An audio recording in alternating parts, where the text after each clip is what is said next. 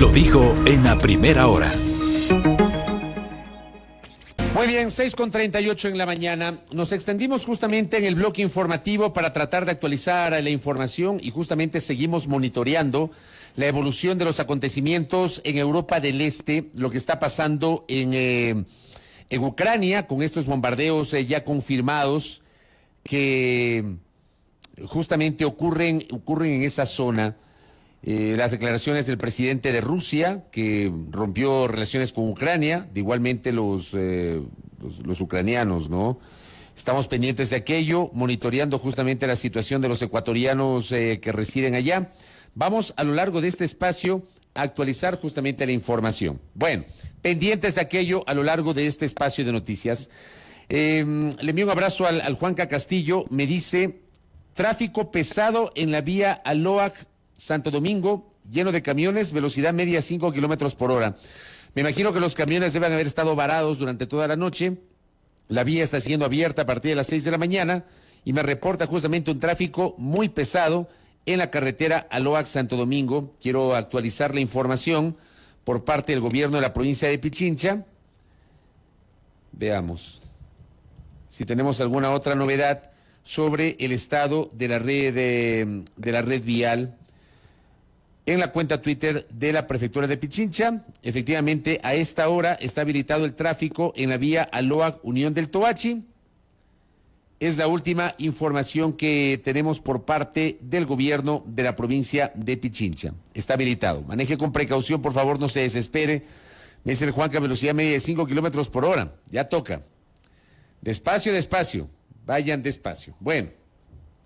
Como digo, no nos vamos a desligar y a lo largo de este espacio seguiremos informando y monitoreando la situación de Ucrania con los bombardeos por parte de las Fuerzas Armadas de Rusia y obviamente las reacciones de la comunidad internacional. Entiendo que en las próximas horas la OTAN mantendrá una reunión de emergencia para analizar esta situación. Como digo, lo más importante para nosotros es nuestro abrazo fraterno, solidario a los ecuatorianos que están residiendo en Ucrania. Hace pocos minutos recibí un mensaje de una persona, de uno de nuestros oyentes, que nos dice que tiene un familiar en Ucrania. Dice, mi familiar y sus amigos están a la deriva de sus posibilidades movilizándose, son más compatriotas. ¡Cuánto dolor! Nos sumamos justamente a aquello y gracias por este mensaje que nos habían compartido uno de nuestros oyentes. En cambio, a nivel vial, hola Flaco, buenos días, le envío un abrazo a José Antonio. Me dicen en el sector del Chasqui despejado. Esto quiere decir en la parte del páramo, en la frontera entre Pichincha y Cotopaxi. Sector del Chasqui despejado, ahora mismo, esta zona que enlaza las provincias de Pichincha con Cotopaxi. Igualmente tengo reportes de Carolina Zurita Lagos, que está viajando desde Ambato a Quito y me dice que la vía está despejada. Gracias a Katy López, que igualmente me envía aquí una infografía oficial de Cancillería respecto de la presencia de ecuatorianos en Ucrania. Son 223 compatriotas, en total 700, dice esta infografía. Ayer el canciller nos hablaba de 500 y pico, aquí en la infografía de Cancillería dice 700, 223 en Kiev, 140 en Zaporizhia, 83 en Lviv, 47 en Kharkiv, y así se reparten los ecuatorianos en otras ciudades de Ucrania. El grueso de compatriotas está en la capital, que es Kiev. Gracias, Katy, por compartirnos esta infografía para conocimiento justamente de nuestra audiencia. Bueno, entremos en materia. Yo les decía ayer, hay que hablar de todo, ¿no? Ayer enfocamos nuestro comentario en los temas de la seguridad y les decía, a rato siento que solamente se habla de la política y no de seguridad, por eso ayer mi comentario lo enfoqué justamente en el tema de la seguridad, y hoy sí quiero hablar un poquito de política, pero antes me envía Susana Naranjo y los amigos de Petroenergía el comportamiento del precio del petróleo a esta hora. Que no se me abre el archivo, aquí lo tengo. A esta hora, atención, a esta hora el precio internacional del petróleo WTI que sirve de referencia para el crudo ecuatoriano, está a puertas de llegar a los $100. A esta hora, $99.82 el precio del barril de petróleo WTI. $99.82. Así estamos amaneciendo a esta hora de la mañana con el precio del barril de petróleo. Gracias a Susana por compartirnos justamente esta información vinculada al precio internacional del barril del petróleo. El crudo WTI, el precio WTI, mejor dicho, que sirve de referencia para el petróleo ecuatoriano, está a puertas de superar la barrera de los $100. $99.82 es la última actualización. Bueno, vamos a seguir monitoreando justamente este tema, querida audiencia. Les decía yo, hablemos de la política y hablemos de la crisis institucional. La próxima semana, luego del carnaval, mi intención es, en este espacio, el miércoles de la próxima semana, generar un debate, una tertulia, un panel para hacer un análisis sobre lo que está pasando a nivel institucional, y lo trae a colación el portal Primicias. Qué bueno que otros medios también se hagan eco de la crisis institucional y que no se tape la crisis institucional o que no se pretenda matizar o justificar la crisis institucional.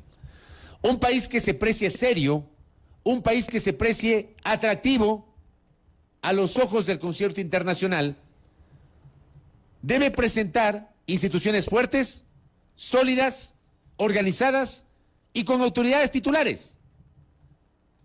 Resulta que tenemos instituciones bajo problemas, sin autoridades titulares, con encargados, y algunos encargados que ya tienen meses y en ciertos casos años en el cargo, sin que se pueda justamente concretar su relevo en dichas instituciones. 9 instituciones en crisis por renuncias de instituciones y falta de renovación, nota del portal Primicias. Autoridades de la Contraloría, Defensorías Públicas del Pueblo, Consejo Nacional Electoral, Tribunal Contencioso Electoral, Superintendencias de Bancos y Compañías, Consejo de la Judicatura y el Consejo de Participación Ciudadana atraviesan crisis de continuidad administrativa. Resulta que hoy tenemos un contralor que está encargado. La Contraloría, el año anterior, siendo un organismo de interés superlativo para el país, un organismo que debe ser manejado con la mayor seriedad, con la mayor prolijidad, un organismo que debe generar decisiones desde el punto de vista netamente técnico y no político, pero que esa no ha sido la lógica de la Contraloría. La Contraloría, lamentablemente, y pese al trabajo de cientos de profesionales y de técnicos, muchos de ellos de carrera en esa institución, ha sido manipulada por el poder político de turno. Y los contralores atados al poder político de turno. Y la emisión de decisiones atadas a las conveniencias y al momento político, y a la coyuntura política, y a la presión mediática, y a la presión política, y a la presión partidista, generando justamente poca seriedad en dicha institución. El año anterior, ese organismo estuvo bajo fuego. Y sobre eso, en múltiples ocasiones, he señalado y les he recordado a ustedes, oyentes, internautas, la responsabilidad directa que tiene el Consejo de Participación Ciudadana y Control Social de Transición, que tuvo todo y no lo hizo, para llevar adelante un concurso de méritos y oposición que permite designar un contralor titular, fruto de un concurso transparente, cristalino, diáfano, abierto, con impugnación ciudadana. Porque aquí en el Ecuador es tan difícil hacer un concurso en el que todos nos pongamos de acuerdo y en el cual todos confiemos. Es casi imposible. Miren ustedes lo que está pasando hoy en el Consejo de Participación Ciudadana. Porque la bronca interna del Consejo estuvo marcada justamente por el reglamento para llevar adelante el concurso que permite elegir a la primera autoridad de la Contraloría General del Estado. A ese hombre o mujer profesional que debe ganar ese proceso. Pero ese reglamento estuvo marcado por la controversia y fue el detonante de la crisis que ocasionó la pugna interna del Consejo de Participación Ciudadana y Control Social. Aquí no se puede en este país, no se puede. Y no se puede, ¿por qué? Por los intereses, por las apetencias de los unos y de los otros. Pero me remonto al 2018, 2019, cuando el transitorio tuvo todo para renovar la Contraloría General del Estado. ¿Y saben qué hicieron? Ratificaron al subrogante del contralor que abandonó el país y que luego fue sentenciado por un caso de corrupción. Ratificaron a ese subrogante.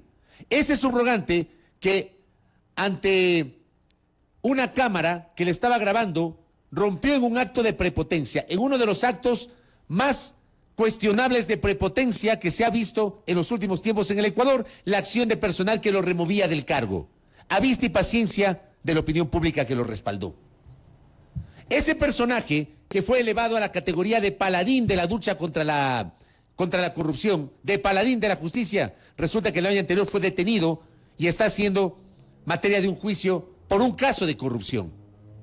Y fue censurado y destituido por la Asamblea Nacional, por ese poder político que avaló, pues, su trabajo y su presencia. Eso fue lo que pasó. Y el año pasado no sabían qué hacer con la Contraloría, a quién poner.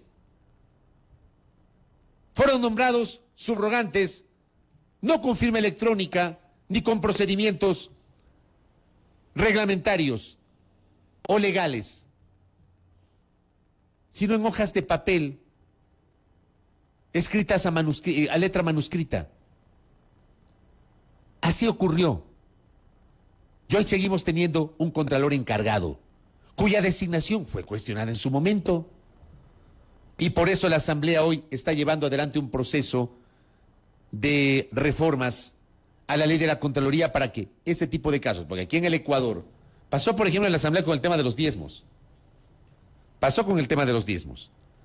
En el tema de los diezmos, la Asamblea tuvo, después del escándalo de los diezmos, tuvo justamente la Asamblea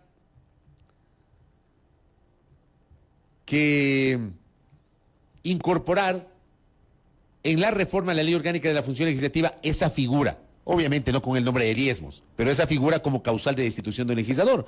Acá, fruto de la experiencia de la Contraloría, tuvieron justamente que llevar adelante un proceso de reformas que se está construyendo esa reforma en la Comisión de Justicia y Estructura del Estado de la Asamblea Nacional. Pero tenemos un contralor encargado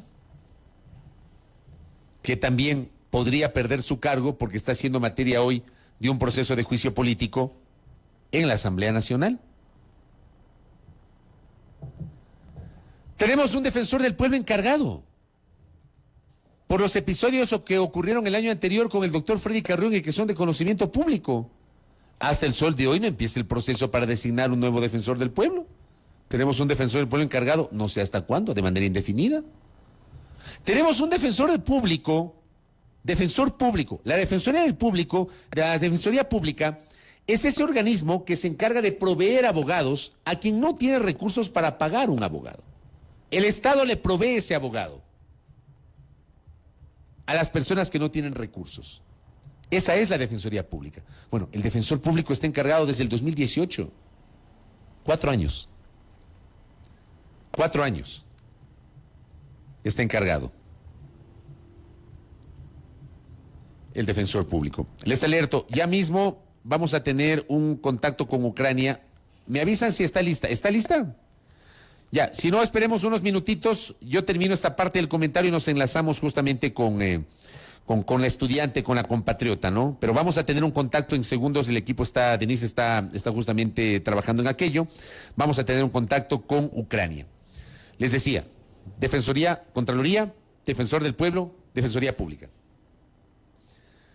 El Consejo de Participación Ciudadana y Control Social tenía que llevar adelante hasta enero el proceso de renovación parcial del Consejo Nacional Electoral y del Tribunal Contencioso Electoral. El proceso tenía que ser similar, me parece que no hasta enero, creo que era hasta noviembre o diciembre. Similar al que llevaron adelante con con la Corte Constitucional. Una renovación parcial. En el caso de la Corte Constitucional se hizo una renovación parcial por tercios. Fue la primera renovación parcial, la primera de esta Corte que se posesionó el 5 de febrero de 2019 Cumplió 3 años el 5 de febrero de 2022 y vino la renovación parcial. Lo hicieron a tiempo. Proceso que también tuvo sus bemoles, tuvo sus dificultades, pero salió y renovaron en el tiempo que correspondía. No lo hicieron en el caso del Consejo Nacional Electoral y no lo hicieron en el caso del Tribunal Contencioso Electoral. Resulta que ya estamos en periodo electoral, porque ya presentaron el calendario. Vamos a tener elecciones el 5 de febrero del próximo año, Dios mediante. Ya estamos justamente en etapa electoral. Y va a ser muy difícil que lo hagan. Se olvidaron del proceso de renovación parcial de la función electoral. Tenemos la pugna del Consejo de Participación Ciudadana y Control Social. Organismo que, vuelvo a decir, como he dicho en las últimas semanas, no ha justificado su existencia ni su presencia en el ordenamiento jurídico. No tanto por la naturaleza del organismo, sino por los personajes que lo han integrado y por cómo el poder político a lo largo del tiempo se ha tomado ese organismo. Pasó antes, pasa hoy y seguramente pasará mañana. Ocurrieron los episodios del 9 de febrero, totalmente irregulares, que lo denunciamos y lo dijimos en este espacio. Yo les dije a ustedes, y les ratifico, yo no voy a entrar en la discusión legal, porque los abogados no se ponen de acuerdo.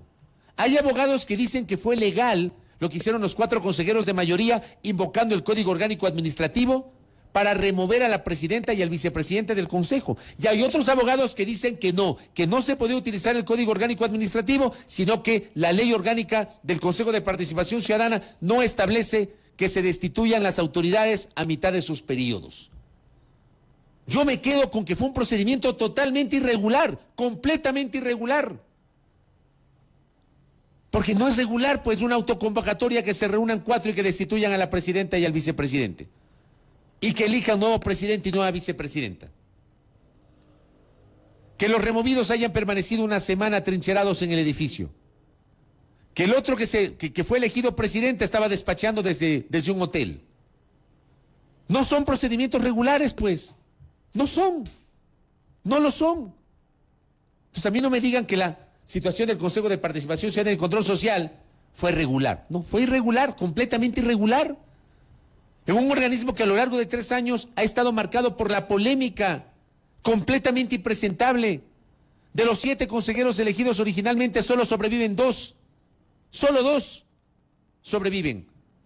5 que fueron censurados y destituidos por la vía de juicios políticos. Los 4 primeros en el juicio político tal vez más rápido de la historia de este país. Porque se asustaron cuando los 4, Tuárez, Chalá, Sintón y Gómez, tenían la intención de revisar la actuación del transitorio que había sido blindada por la Corte Constitucional. No lo ejecutaron, pero con la sola intención, cosa que yo nunca he visto, con la sola intención ya los destituyeron. Los destituyeron rapidísimo. ¿Por qué? Porque a la Asamblea de ese tiempo y al poder político de ese tiempo no le gustaba la mayoría que se armó en el Consejo de Participación Ciudadana. Luego vino el señor Cruz, que fue censurado y destituido por el escándalo del carnet de discapacidad, pues.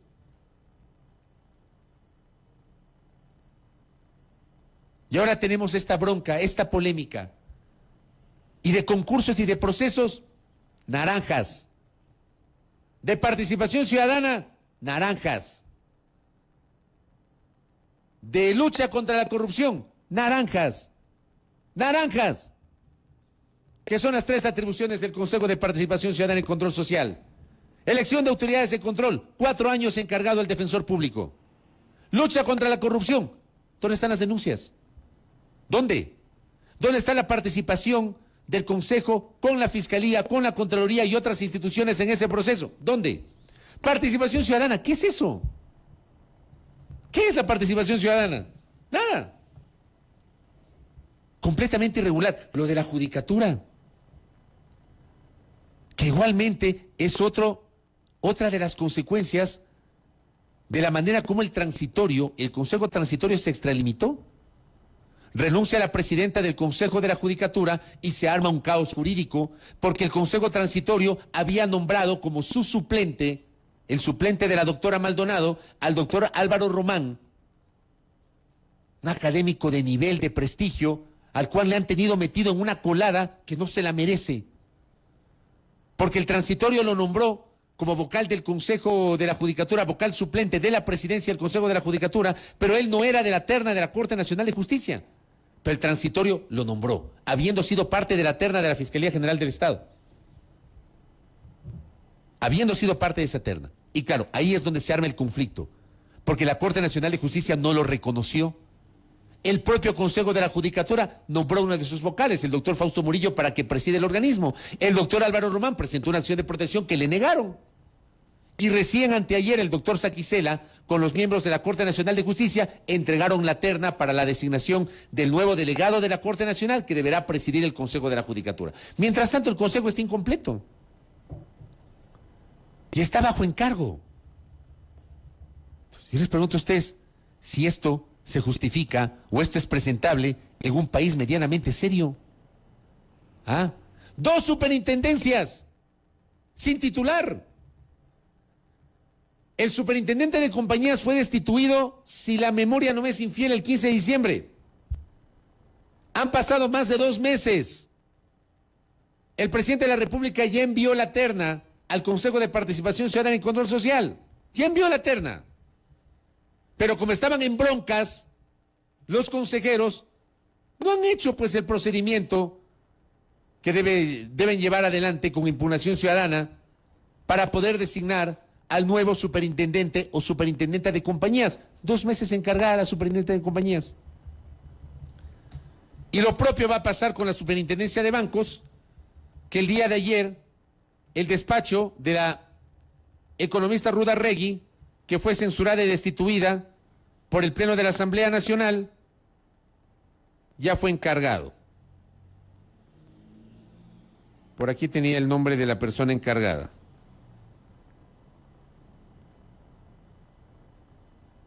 Del despacho de la superintendencia de bancos. Dime un segundo que se me perdió el nombre de la... Aquí está.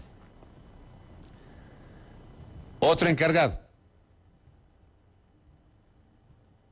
Rosa Matilde Guerrero Murgueitio es la superintendente encargada de bancos o la superintendenta subrogante de bancos. Oficial. La pregunta del millón es, ¿encargada durante cuánto tiempo? Pues, porque aquí estamos viviendo de transitoriedad y de encargo en encargo. Les decía, las 2 superintendencias, Consejo de Participación Ciudadana, Consejo de la Judicatura, Superintendencia de Compañías, Defensoría del Pueblo, Consejo Nacional Electoral, Tribunal Contencioso Electoral, Defensor Público y Contraloría General del Estado. Ahí está. Es un desastre. Pero ante los ojos de cierto segmento de la opinión pública, aquí no pasa nada. El fin justifica los medios. No importa. Dejemos nomás. Un país que se precie de ser medianamente serio, no puede ser posible que tenga esta anomia institucional. Instituciones totalmente endebles, con encargados. El encargado no tiene la fortaleza incluso política, técnica, institucional para poder tomar decisiones de mediano y largo plazo. ¿Ya? Me dicen que la superintendenta subrogante era la asesora directa y la mano derecha de la superintendenta que fue censurada y destituida, del economista Ruda Regui. O sea, yo estas cosas realmente no las entiendo. Ahora, el presidente de la República deberá enviar al Consejo de Participación Ciudadana y Control Social una terna para elegir al nuevo o nueva superintendente o superintendenta de bancos. ¿Cuántos irán a demorar? ¿Cuántos irán a demorar? Y para cerrar, evidentemente, la situación en la Asamblea Nacional, que eso lo vamos a reservar para mañana. Veamos qué pasa el día de hoy. Solamente una cosa para cerrar el comentario. No compren humo. No compren humo. Hay un segmento de la opinión pública que dice que lo que está pasando hoy es porque ciertos sectores políticos se están queriendo tomar el control de las autoridades de control, valga la redundancia. Están queriendo controlar esos organismos de control, valga la redundancia. Yo quiero contarles que los superintendentes no los elige la Asamblea Nacional, los elige el Consejo de Participación Ciudadana y Control Social, donde se ha armado la mayoría, una nueva mayoría. Y el doctor Ulloa no ha desconocido su cercanía con el presidente Lasso. No la ha desconocido. Le hemos preguntado en las entrevistas que ha tenido con nosotros y no la ha desconocido. Se armó una nueva mayoría. La Asamblea no tiene nada que hacer con las designaciones. Sobre los procesos de renovación de la Contraloría, de la Defensoría del Pueblo, de la Defensoría Pública, ¿qué tiene que ver la Asamblea si lleva adelante el Consejo de Participación Ciudadana y Control Social? O sea, sería interesante que por lo menos tengan un poquito de rigor y expliquen en qué sentido están dinamitando las instituciones de control para tomárselas. ¿Quién se las va a tomar? La Asamblea no se las va a tomar, porque no puede, no tiene atribución constitucional ni legal. Quien lleva adelante todos esos procesos es el Consejo de Participación Ciudadana, que desde su nacimiento ha demostrado que está atado al poder político de turno. Así de simple. Del tema de la Asamblea lo vamos a hablar mañana. Primera plana. Todas las noticias, todas las voces.